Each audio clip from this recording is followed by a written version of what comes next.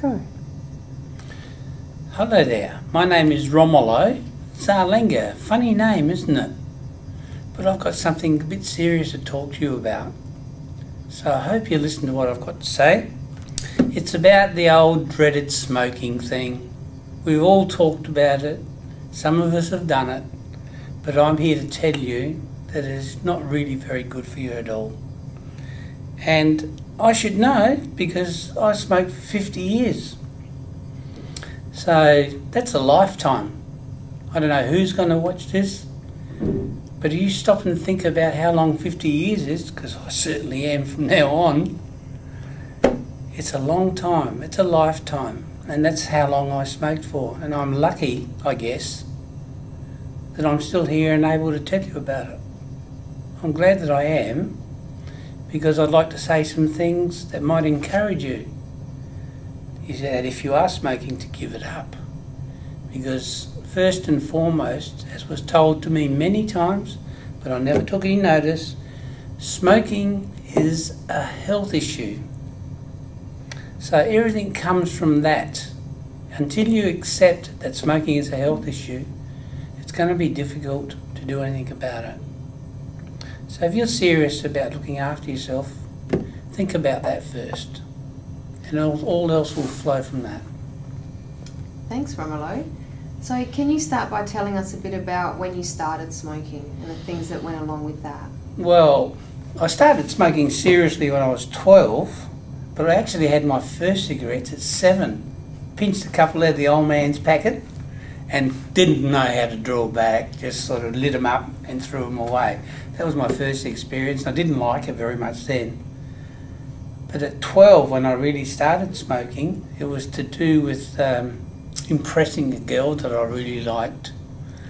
And I won't tell you what happened because it's a bit gross, but it wasn't very nice that I had my first cigarette in front of her and did something which made me feel sick, to make a long story short. And I don't think she was too impressed at all. That's how I started smoking. Okay. And so I just kept on with developing smoking in whatever form until I was about 40 years old, before it really started to affect me health-wise. When I got to be 40, I noticed that I was getting shorter of breath, because up until then I was playing a lot of sport, played squash, tennis, football, and it was really starting to impact on my lungs. So I thought, well, the only thing to do is to give up sport, really. Not thinking to give up smoking, which is the cause of it all. So, yeah, that's when I first started to notice that perhaps it was a health issue, or started to acknowledge it a bit, perhaps. Yep. Yeah. So, from that, can you talk to us now about your quitting experience? From 40 onwards to the present day, and I'll be 65 in August of this year, it's been a bit more serious, and I've tried to give up smoking in a fashion, not really serious as I am now, perhaps. I tried it because I couldn't breathe properly for maybe a week or so, and I've done this many times. Not just once, but I always went back to it.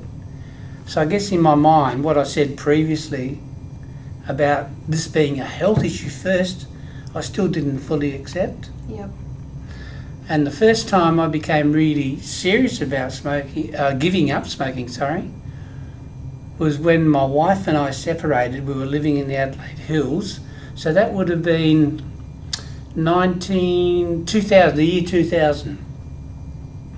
We lived separately for about 18 months. We saw each other weekly, but we lived apart, and I gave up then. And I don't know even how I gave it up. I just didn't feel like smoking. It was really weird.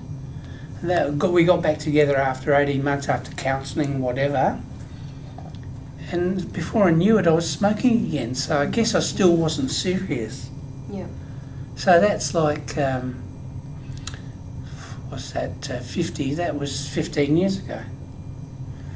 So, to the present date, the reason I say I'm more serious now and finally have accepted that it is a health issue was that I was in the backyard doing some work, and I was just cutting a piece of timber and a cough came over me that I couldn't stop, and it felt as if I was choking on my own bile. It was that bad. And my mind said to me instantly, Romolo, it's time you gave it up for good. Yep. And I honestly threw the packet away, and I've never gone back like I have in the past. Yep. Thrown them out the car, then driven back looking for them in the grass. That's how bad I was.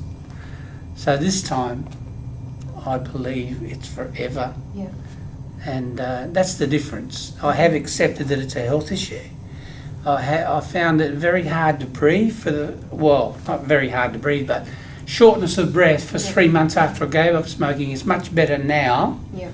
I can feel my lung capacity coming back. Yep. So it's getting better, and that's day by day. Yep.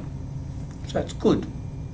So you've mentioned that you felt your lung capacity improving now. What other benefits have you felt since the time you've given up smoking? Like, how do you feel now? Well, there's a negative and a positive to the taste aspect is the worst, is the best or worst. Yep. I'm Italian by birth, and I love Italian coffee, and I found since I gave up smoking that I actually can taste the coffee, and it's much stronger because I can taste it, and I don't drink as much, which surprises the heck out of me because I love this stuff. Because I used to cut myself and coffee would come out, no blood, you know. So that's the best aspect, I think, the taste with food and that. And also, while we're on that, I think it's a fallacy for smokers to say that they're going to put on weight if they give up smoking, because I've actually lost weight. And I'm a good eater, always have been, Italian again, right? We love our food, but I've actually lost weight. Okay. So I think that's a fallacy. Okay. Mm. And what impact do you think you giving up smoking has had on, say, your family and friends, for example? Oh, I think they're happy for me. I've got friends that have never smoked, so they wouldn't know, just from what I've told them about it. But the ones that have smoked that I know, they know how hard it is to give it up. And they're happy for me, generally, that I've given it up. And trust me, no one's happier than me, and probably secondary, or even firstly, my wife is probably really happy about it as well. So, you know, that's fantastic. It's good all round. Excellent. And I guess, as a final message, do you have something or anything you'd like to say to other people who maybe have been in a similar situation to yourself and who are thinking about quitting smoking? Well, all I can say is that you can't stop trying, because if you continue on it, it will affect your health. To what degree, I can't say, because everyone's different. But take it from someone who's had no discipline in his life. I used to do whatever I felt like doing, and smoking encompasses that as well. Like, I was an alcoholic at 18 because I used to spend a lot of time in the bush working, and all I used to do was drink with guys that wanted to drink, so I learned how to drink. You know, and smoking is part of going with drinking. So it's intermeshed together. But ultimately, it'll destroy the body, the mind. You can't think straight. I couldn't think straight. I can think a lot clearer now that I've given up smoking. I didn't think it was possible because I smoked most of my life. You know, I didn't know any other way. But I encourage anyone who's thinking of giving it up, you can do it, because I did it. Thanks, Romolo. Pleasure.